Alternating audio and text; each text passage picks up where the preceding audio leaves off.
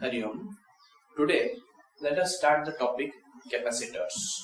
This is the last part of the chapter electrostatics, unit electrostatics. So, what are capacitors? These are some electrical devices which store energy. And what are they made up of? So, capacitors are made up of any conductors separated by some distance.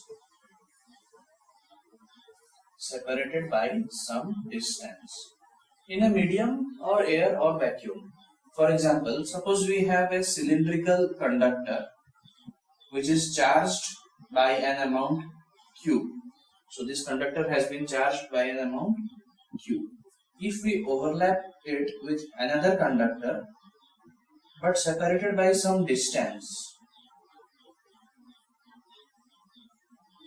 So if suppose the radius of smaller cylinder is small r and radius of the larger cylinder is capital R. So the separation between them is capital R minus small r. So two conductors separated by some distance form a capacitor. Now both the conductors are charged equally but opposite. So suppose the magnitude of the smaller conductor is Q, then the magnitude of charge on the larger conductor should be minus Q or vice versa. Similarly, we can take a sheet, charged conducting sheet given a charge of Q, and we can place it near another sheet of charge minus Q. This is something like two parallel plates separated by a distance d. This is what is called as a parallel plate capacitor. Similarly, this is a cylindrical capacitor.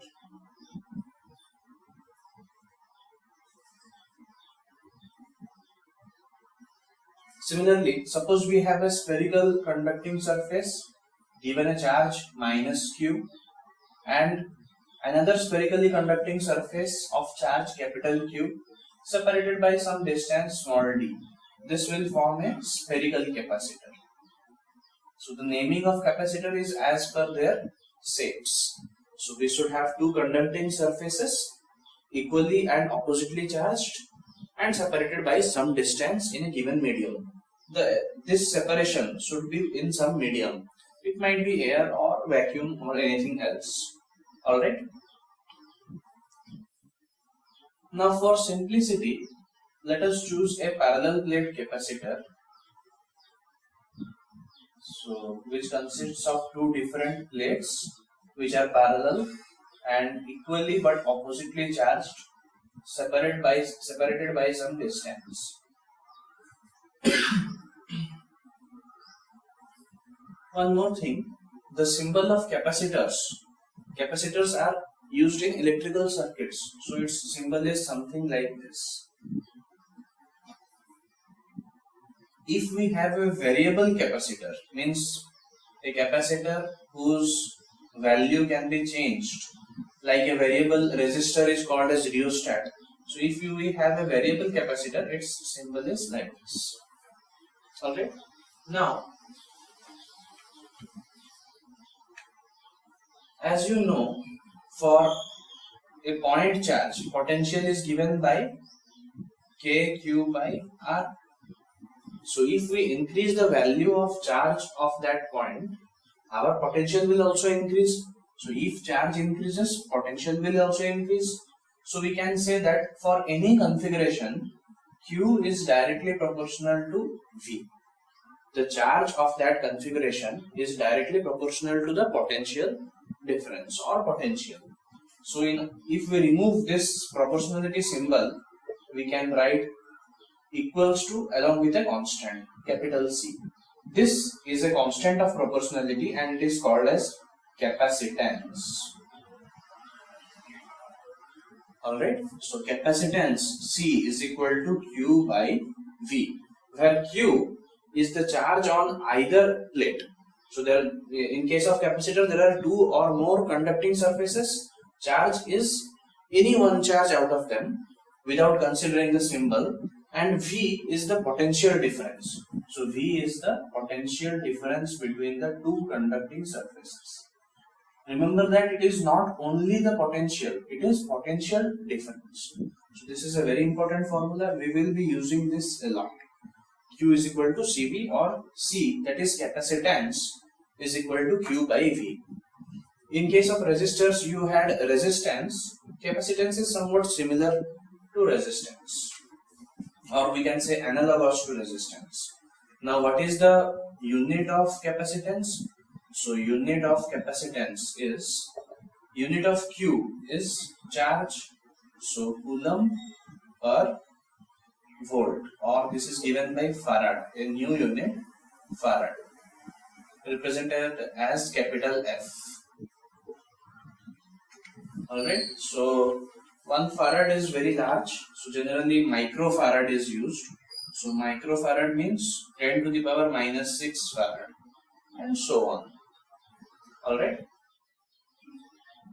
now let us try to calculate the capacitance of a spherical conductor.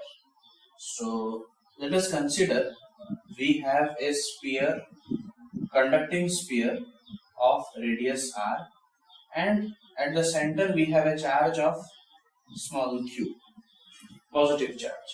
Alright, so we have to calculate the capacitance of this spherical conductor.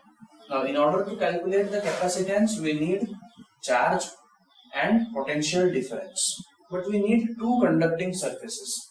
Where is the second conducting surface here? We don't have any second conducting surface, so let us assume that our second conducting surface is also a sphere, but it is located at a distance of infinite units. That means we can guess that it is not there. So mathematically we can represent the second surface or conductor at infinite units. So what will be the potential of the first conducting surface?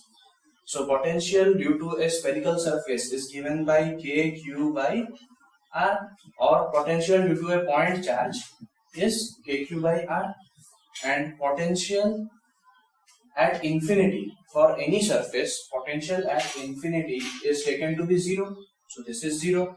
So potential difference is kq by r minus 0, that is kq by r. So let's find capacitance. Now our capacitance will be, how much charge is present? Q by kq by r. So this becomes q into r by kq, or r by k. Now what was our k?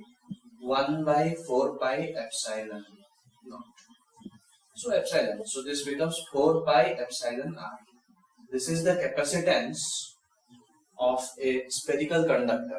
Such spherical conductor which is isolated, it is also called as an isolated spherical conductor. If you keep this, if the surrounding medium is air or vacuum, you can replace this by epsilon naught. If there's some other medium, you have to put the value of epsilon there. Alright, so with this, let us stop here today. We will proceed to some other capacitors in the next part. Thank you.